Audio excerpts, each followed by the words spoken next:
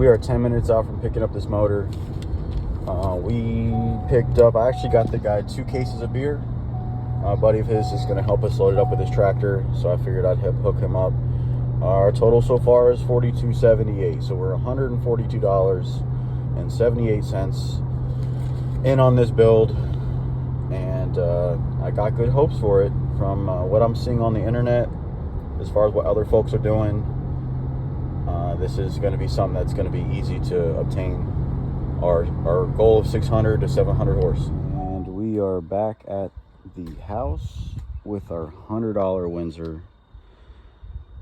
We're going to start working on getting this V-belt style accessory drive off, because we won't need that. The cylinder heads are going to come off. The only thing we're really going to use this motor for is the short block. So the block, the rotating assembly, the pistons, that kind of thing. So these factory cast iron heads, they are not worth your time. So let's start on getting it out of here. We got the motor on the stand. I'm just kind of giving it a look over. I've mentioned before, like, the plugs look pretty new. Honestly, they look new, like very low runtime. I haven't taken them out to actually look at them like I should, but we got FL1A oil filter on here, the new style. For the most part, we're going to be using parts, salvaging parts off of a 302 I built. I built this motor on a stand. It's basically stock short block 302, completely stock. The rods, the crank, the pistons, everything, the bottom end is stock. I put new bearings in it, new oil pump, that kind of thing, and then just gave it a reseal and hit it with Cummins beige. This motor, the short block, is going to be for sale. The bearings, oil pump, everything that makes this short block a short block will be available for sale if anybody's really interested. I'm in the West Palm Beach area. Sometimes I'm in Stewart, the PSL area. But what we're going to do with this motor and this 351 is take the 190cc aluminum Edelbrock heads, which are really good for a 302, but for a 351, like, pretty decent. You know, a lot better than the stock folding heads, that's for sure. So, like I mentioned before, this is gonna be a budget build. This is something that's gonna cost us $0 to put on that 351. Besides, like, gaskets and head studs. The head studs are a different diameter on 302s than the 351s. So if you don't know, now you know.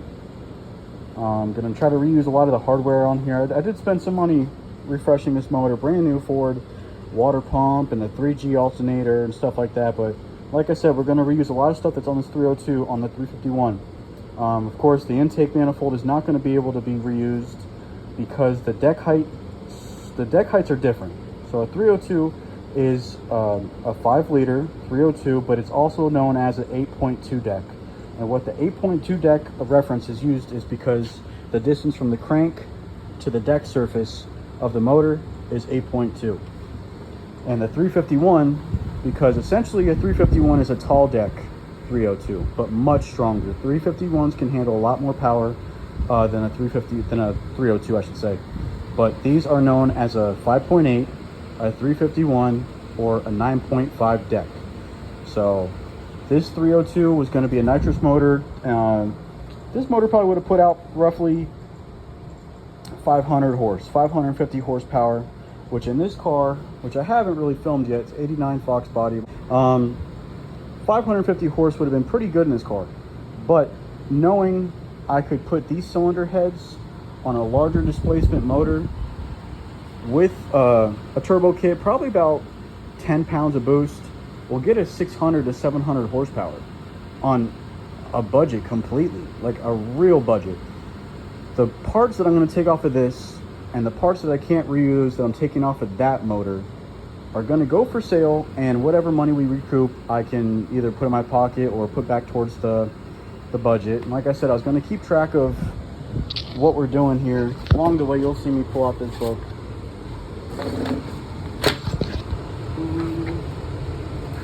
Start holding on to the receipts. This is literally the receipt for the beer. The 351, today's date, was $100.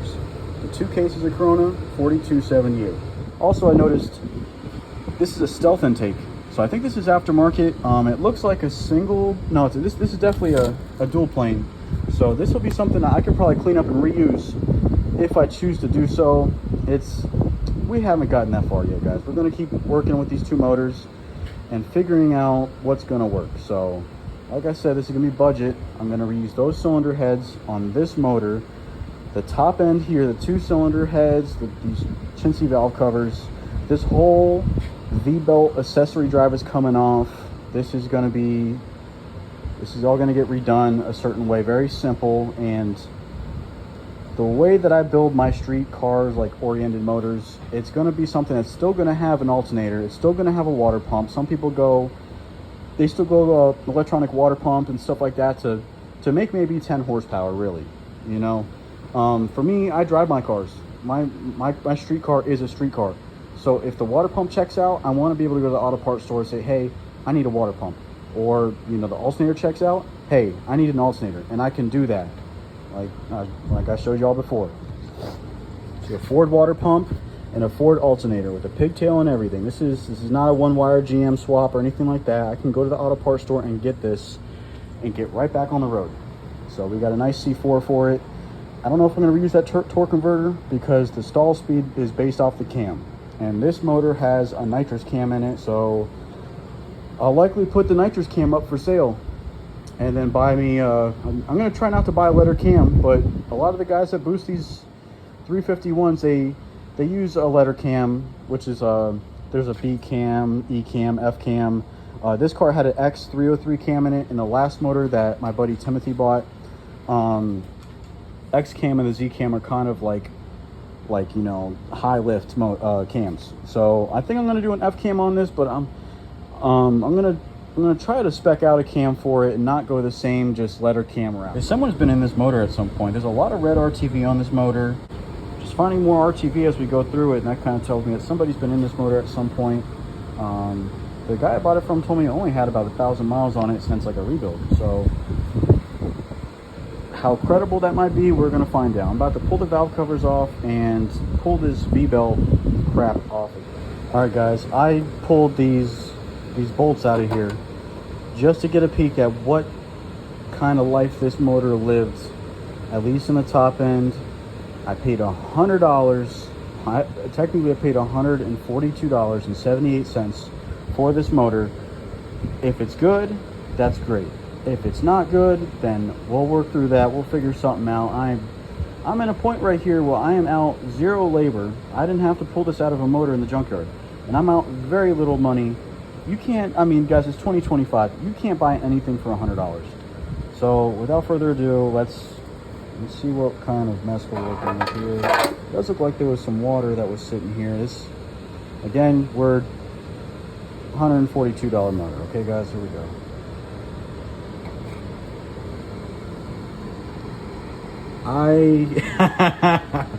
Guys, this is really clean. This is really clean. I am very impressed. This is definitely old school stuff here. We got the cork style gasket, but this gasket is still very pliable and it's not breaking apart when I start yanking on it. And it honestly doesn't look like it's just, you know, old and used. Everything, there is no sludge. And let's kind of take a little look at this oil here. Yo, that is insanely clean. We are doing really good so far, and we're just going to keep going, keep taking things out of here, and I'm going to make a pile of stuff for sale. These valve covers are going on Marketplace. Everything that's coming off of this motor that I really have no use for is going on Marketplace, and whatever money we recoup out of this is going back in my book, and we're going to count that as a profit, and that profit can go towards aftermarket parts that I'm going to need, like push rods and an oil pump and stuff that can't be reused from the 302, just to keep this budget down. I mean, what am I going to do with this stuff anyways?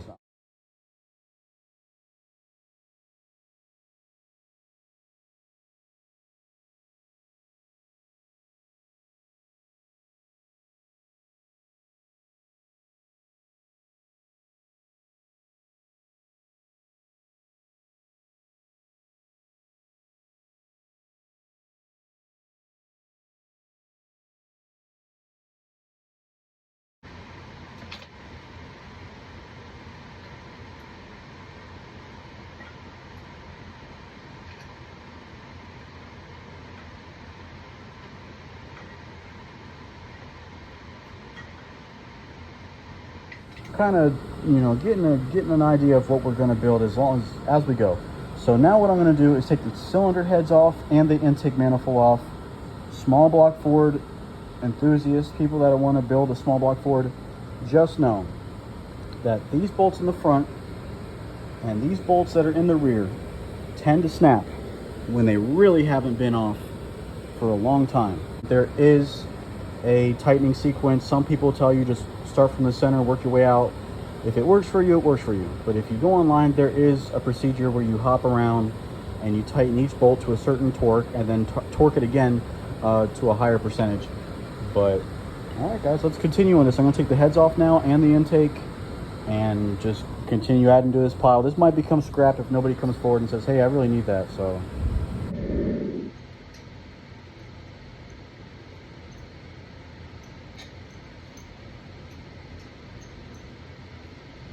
I'm really not big on people who decide to put a screwdriver or a wedge or anything between mating surfaces and start going to town and hammering that kind of stuff. You don't want to damage the mating surface. Now, see, like this bolt right here, I'm going to take this and put a couple threads in. And I've noticed, like here, looks like there might be a good location to pry on, just because this is the cylinder head itself and this is the intake manifold itself. If I pry here, it probably won't do any crazy damage. But what I'm going to try to do here is use this bolt, put weight on the end of this, and just see, it's already coming free.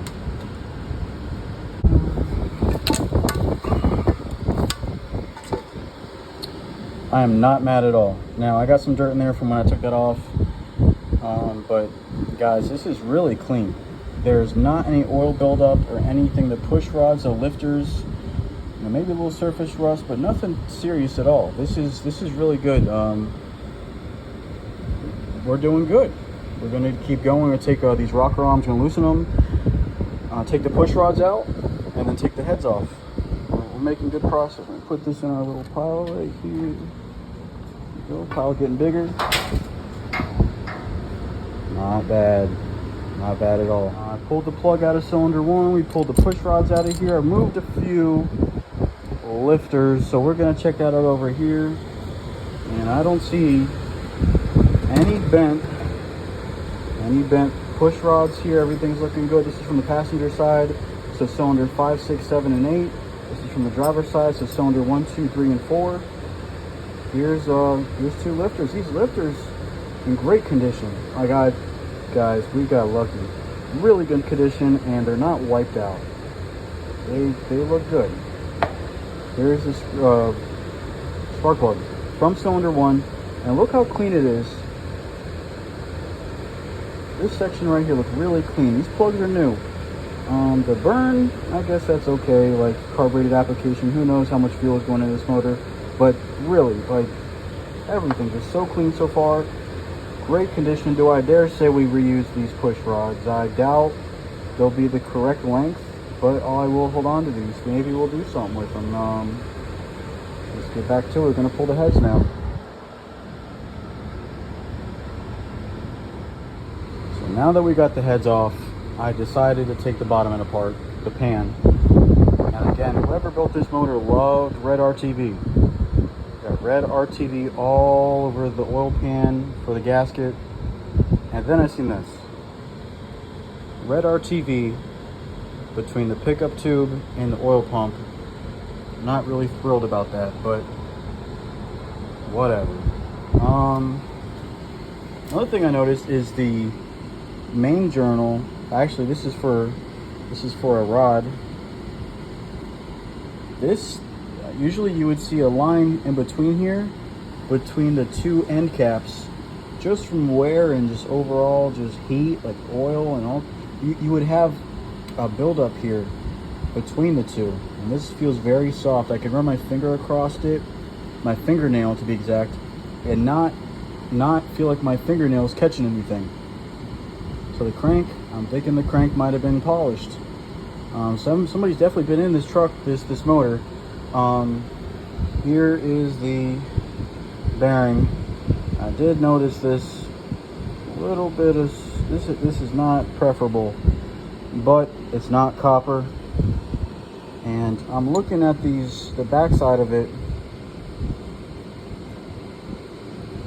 this is the size of the bearing, and then I'm seeing F/M. So I'm going to do some more research about that. This is the main for, what is this, 4? Yeah, number 4. The main, the bearing. Bearing's got a little bit of copper, but this is nothing serious at all. Let me see if I can run my fingernail across it. Yeah, I'm running my fingernail across it right now, and it's not dragging at all. And this is the main journal. Very clean, very, very clean. No rough, you know, again with my fingernail, I'm testing this with my fingernail, folks. It's not catching my nail at all. Not any kind of stop or anything. Is I'm liking this a lot. Also the pickup doesn't have any debris in it. We're doing good.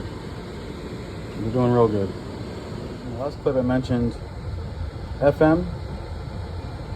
The FM is an abbreviation for Federal Mogul.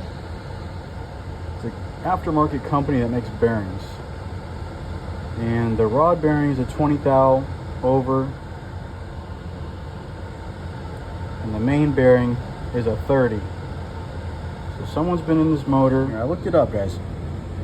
0599. That's the 5th month of 1999. Being that this block is an 84, and this is an aftermarket bearing for the rod bearing and the crank. 1198. What I'm gonna do now is pull the front cover, pull the dampener, and just keep getting this motor closer and closer. So once I kind of get this tore down a little bit more, I'll make an assessment about what parts I want to order. I'm not sure if I want to keep this motor stock bottom end just yet. As much as that was the idea at first, it's just budget. So I'm going to try to keep this budget as possible. I know there's some things I'm going to have to buy that are new, like the oil pump. The oil pump that's on this motor right now, I did find a date on it that was closer to the late 90s, just like the bearings were. But that's just one thing you don't really chance. Maybe some people do, but I just don't feel right inside about chancing it over maybe a $60 Melling standard pump. So I'm going to keep tearing apart this motor, and I'll keep you guys up to date with what's going on.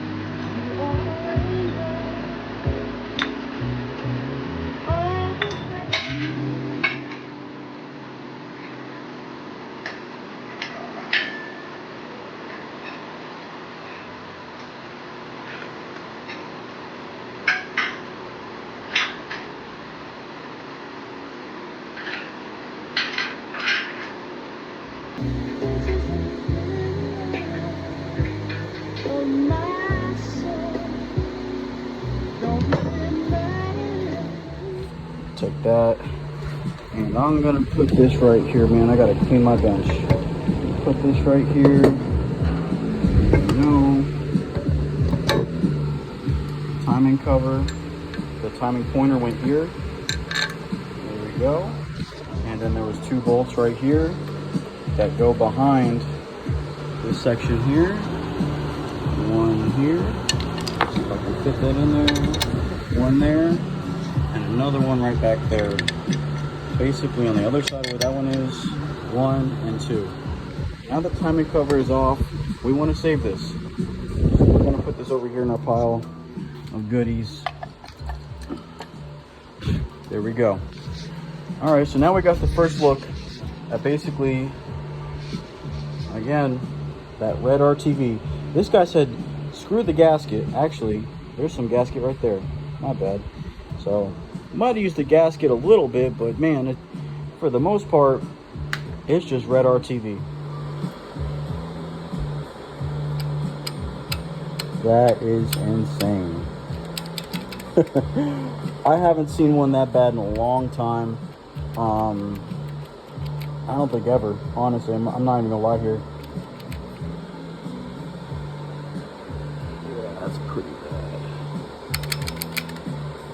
I'm almost sure this could jump timing if it wanted to. All right, let's get this timing set off and then I'm gonna plug.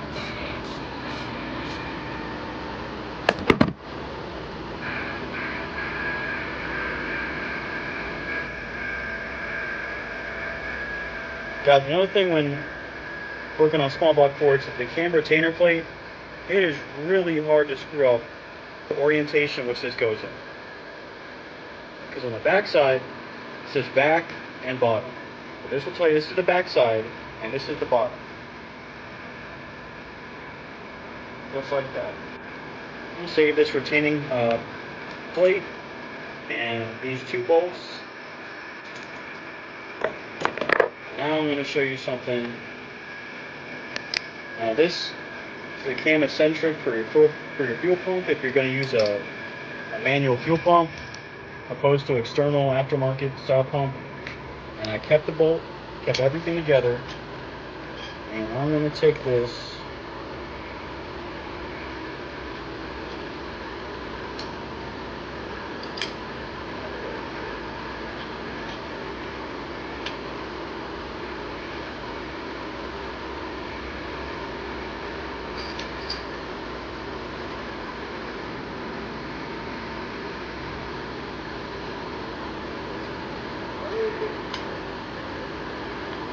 so now, you know what, let me put this motor right side up real quick.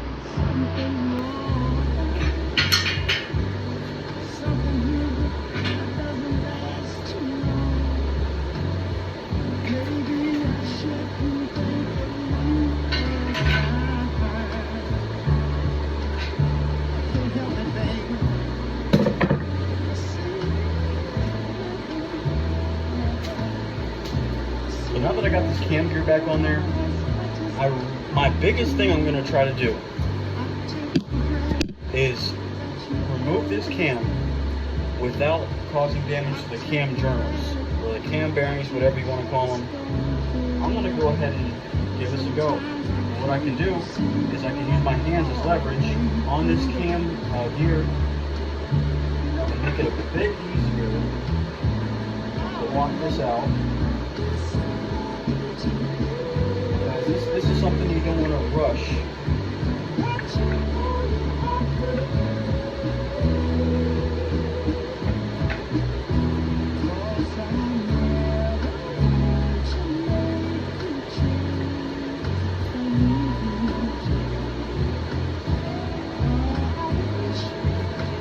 There we go. Cam removed.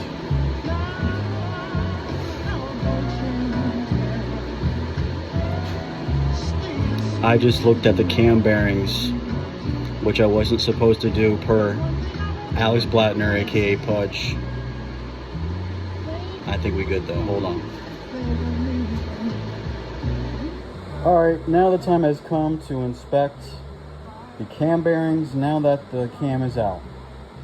So we're going to give this a look real quick. Let me set down my light. Yeah. We got some good wear there. It looks really good. Like I said, guys, this motor was rebuilt. And these are definitely not factory hardware right here, I'll tell you that. But you see how just clean and great everything looks with the cam bearings. So we're gonna proceed. All right, all jokes aside, these cam bearings are very clean. Let me just get a little better look in here. I'll run that. I've ran worse.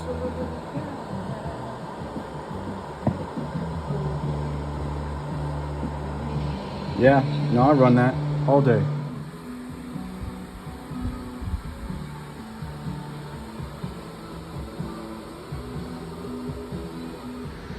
Alright, so now I'm going to start taking apart the bottom end of this motor.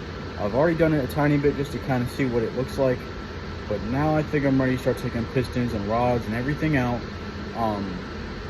So I could start just getting the block ready, clean the block and get it ready, store it away somewhere until I start really getting the parts I want.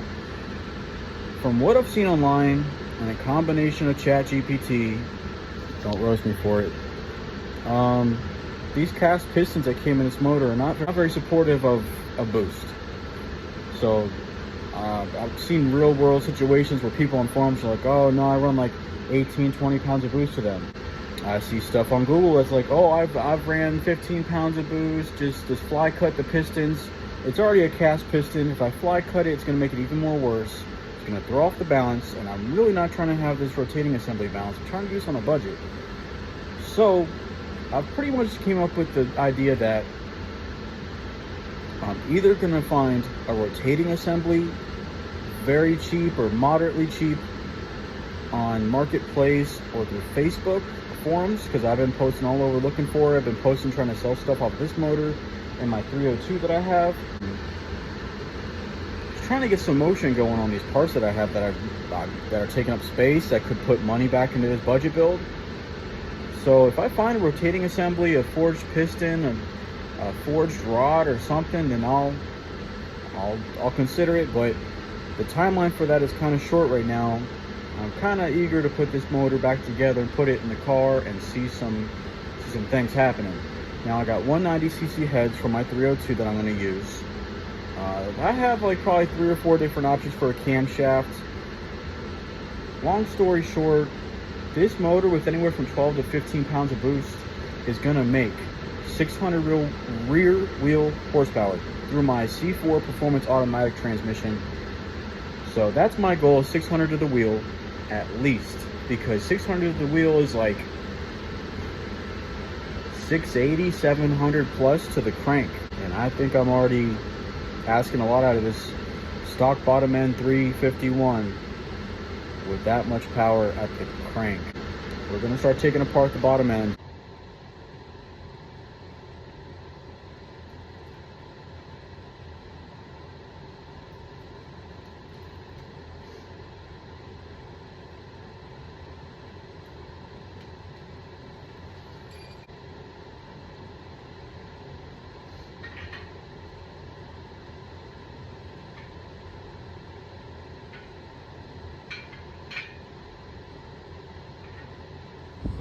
Got the motor flipped over, and I wanted to make a note to you guys.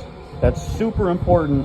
I don't care what Ford, Chevy, Dodge, whatever motor you build, or disassembling or whatever, you have to keep track of which cap goes to which piston and the orientation that it's on. If you flip a rod end cap the wrong way and bolts together, the bearing won't sit flat. You'll cause a lot of damage. It just won't work out. One thing I do like about small block Fords that maybe other motors have, I just haven't seen it personally because I don't care to build other motors besides 2-bolt main junkyard boat anchors. So yeah, this has the direction which the main cap points in, and this is main journal 1, main journal 2, main journal 3, main journal 4. And the rear one is, for main isn't numbered, but it's really hard to mess that up. It goes there. There's no other orientation that you could possibly put this. Also the same thing with the main caps being numbered in a direction. This is what we took this rod end cap off before to see the bearing. Let's see if I can get this on camera. That's number 2. So as long as you match the 2 and the 2 together, you got the correct side. Also, the same thing with a bearing that goes into a rod end. They can only go one way, and if you mess it up, you're going to cause damage again. So we're going to start taking this apart.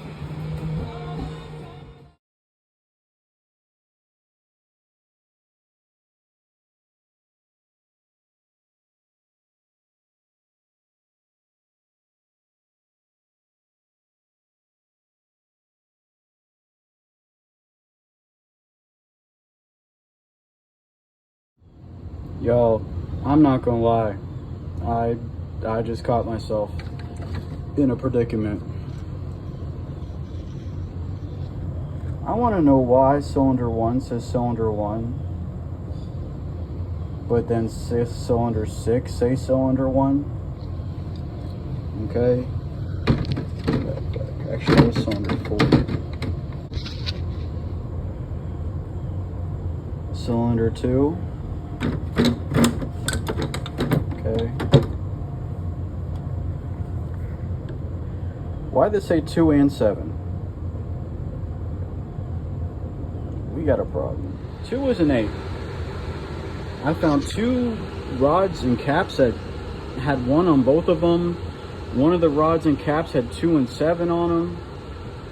At this point, it could be anybody's guess. Yeah, this is questioning. This is questionable. These mixed match numbers, maybe whoever put this motor together had other rods or other pistons, and maybe one got damaged and he borrowed one from another, and the only reason why. But then like cylinder 2, or I'm sorry, that was cylinder 4, that said 2 and 7. So maybe the budget just went up, and that's not even my fault. I guess you could say somebody was on a budget before I was even on a budget. It's a little disheartening, but I don't know what we're gonna do. We could what can we do? I guess I could have this rebalanced, but the thing is like the main bearing is already 30 thousandths over, which means the crank was shaved, and the rod bearings are 20 thou over. That's like pushing the limits for the clearances on that as far as how far you can get away with that. We are probably going to be in the market for a crank, rods and pistons. The cast cranks I don't really care for. The rods are decent. They have football style rod bolts, which are known to be pretty reputable for holding power. Though the main thing I had for the stock bottom end going for it was those rods and bolts. I'm not really too concerned, but this just threw off my plan a little bit. Worst case scenario, I put a bottom end in it and it handles 600, it handles 650, like, and I don't have to sit here and say, oh, you know, how long is this going to hold up for? I don't know. I was kind of digging the idea of being stock bottom end and making 600 wheel with like 15 pounds of boost, or 12 to 15 pounds. This ging ging ging ging ging. With that being said, I think I'm gonna get this 351 off of the stand, put my Fox Body 302 on there and start stripping it for parts, and just keep listing parts for sale. I mean, I've already been posting stuff for sale that's not even off the motor yet. Oh joy.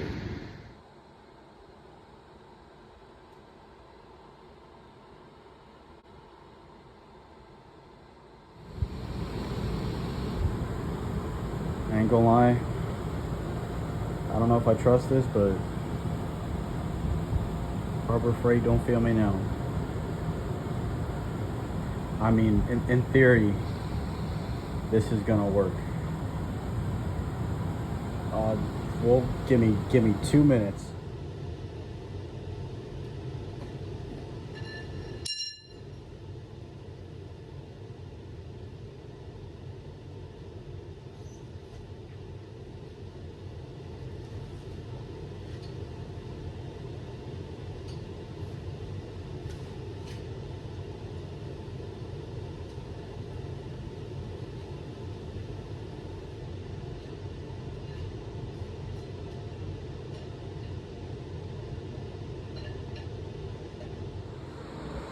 So yeah, that worked.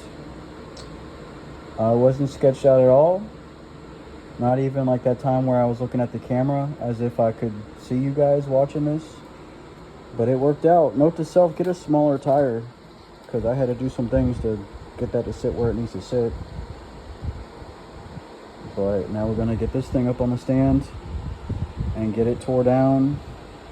And basically the only thing I need from this motor is the heads. Everything else is coming off and being sold on Marketplace. Alright guys, really quick, if you made it this far through this whole video, I really appreciate it. I did a lot of editing and stuff to do my best to make this video short and not be just a whole yap sesh. So hit me with a subscribe, because we're going to do more videos on this motor. This budget build is going to continue. I'm going to do my best to keep it budget. Things are not going the way I planned. But the first video here, we did this disassembly of the motor itself. The second video is likely going to be the cleaning process and things that you guys can do at home yourself, just like I'm doing here. The third video, hopefully going to be assembly process of this motor. But things don't always go as we planned. Hit my socials with a follow on Instagram, TikTok, whatever. All that stuff's going to be in my bio or in the video description. And with that said, I just want to say thanks, guys.